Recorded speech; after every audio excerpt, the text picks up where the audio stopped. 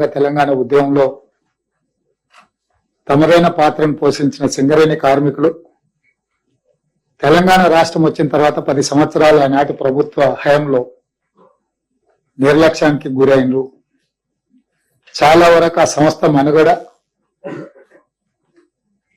సంస్థకు సంబంధించిన ఖనిజ నిక్షేపాలను కూడా కేంద్ర ప్రభుత్వం అమ్ముకునే ప్రయత్నం చేస్తుంటే ఆనాటి ప్రభుత్వం నిలువరించలేదు. ఆ ప్రభుత్వంతో కుమ్మక్కై పరోక్షంగా సంస్థను ప్రైవేట్ పరం చేయడానికి అవసరమైన ప్రయత్నాలన్నీ సహకరిస్తూ ముందుకెళ్లారు. అందుకే ఈరోజు గడిచిన ఎన్నికలలో కాంగ్రెస్ పార్టీ అధికారంలోకి వచ్చిన తర్వాత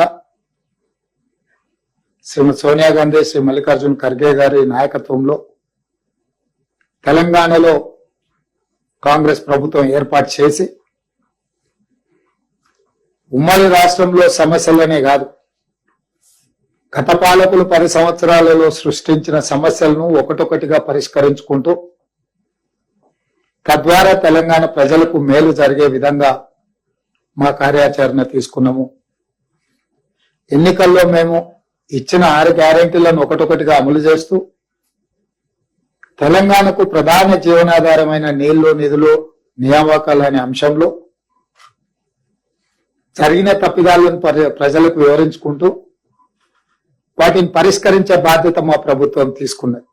కేసీఆర్ గారు 16 పార్లమెంట్ సీట్లు ఇవ్వండి, మనం కేంద్రంలో ఈ సంకీర్ణ శకంలో ఒక నిర్ణయాత్మకమైన పాత్రలో ఉంటామని తెలంగాణ ప్రజలకు అపీల్ చేసినప్పుడు ఇక్కడ ఈరోజున్న ముఖ్యమంత్రి రేవంత్ రెడ్డి గారితో సహా చాలామంది మాట్లాడినారు.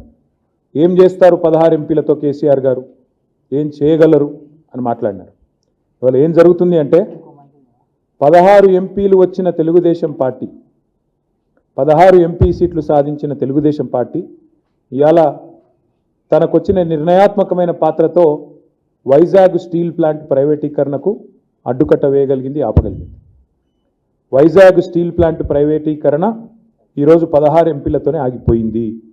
కానీ అదే 16 ఎంపీలు ఇక్కడ చెరి 8 చొప్పున బీజేపీ కాంగ్రెస్కి ఇస్తే ఏం జరుగుతున్నదంటే రేపు స్వయంగా బొగ్గు గనుల శాఖ మంత్రి గారు హైదరాబాద్లోనే వేలం పెట్టి మన బొగ్గు గనులను ఇవాళ బహిరంగ మార్కెట్లో వేలం వేసే ఒక దుర్మార్గమైన ఒక కొత్త పద్ధతికి శ్రీకారం చుట్టబోతా ఉన్నారు.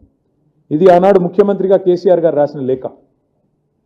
2021 డిసెంబర్ 8 కేసీఆర్ గారి లేఖ ఏమని, సింగరేణి అనేది ఒక ప్రభుత్వ రంగ సంస్థ.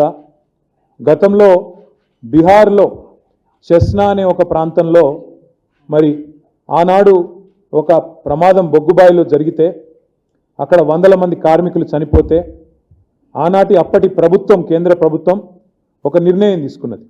ఏమని, మరి భవిష్యత్తులో బొగ్గు గనులన్నింటినీ కూడా పబ్లిక్ సెక్టార్ అండర్టేకింగ్స్కి అప్పచెప్పినట్టయితే రక్షణ చర్యలు కానీ ఇంకోటి కానీ తీసుకుంటారు జాగ్రత్త, కానీ ఒక విధానపరమైన నిర్ణయాన్ని ఆనాడు 1975-76 ప్రాంతంలో అప్పటి కేంద్ర ప్రభుత్వం తీసుకోవడం జరిగింది. దాన్ని ఉటంకిస్తూ కేసీఆర్ గారు ఉత్తరం రాసినారు. ఏమని రాసినారు, అయ్యా మీరు ప్రభుత్వ రంగ సంస్థ, 51% రాష్ట్ర ప్రభుత్వ వాటా ఉన్నది, 49% కేంద్ర ప్రభుత్వ వాటా ఉన్నది, దయచేసి మీరు కేటాయించండి అని చెప్పారు. చెప్తే వెంటనే ఆనాడు అప్పటి పిసిసి అధ్యక్షుడు రేవంత్ రెడ్డి గారు కూడా కేసీఆర్ గారు డిసెంబర్ 8 నాడు ఈ డిమాండ్ పెడుతూ ఉత్తరం రాస్తే రేవంత్ రెడ్డి గారు డిసెంబర్ 11 నాడు 2021 డిసెంబర్ 11 నాడు ఇది రేవంత్ రెడ్డి గారు చేసిన ట్వీటు, ఆయన రాసిన లేఖ. ప్రధానమంత్రికి పిసిసి అధ్యక్షుడి హోదాలో రేవంత్ రెడ్డి గారు ఏం డిమాండ్ చేసినారు, I wrote to prime minister of India to immediately stop the auction of 4 coal blocks in Singareni Collieries and transfer them to SCCL, Singareni Collieries Limited. It is a matter of concern for thousands of skilled and unskilled workers. We Congress are with them in these tough times. ఇంకా లేఖ చాలా వివరంగా ఉన్నది.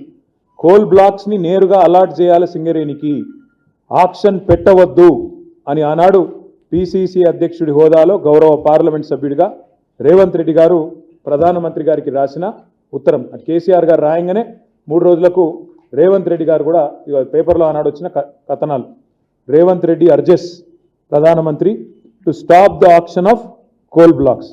ఆనాడు Pradesh Congress committee అధ్యక్షుడిగా రేవంత్ రెడ్డి గారు.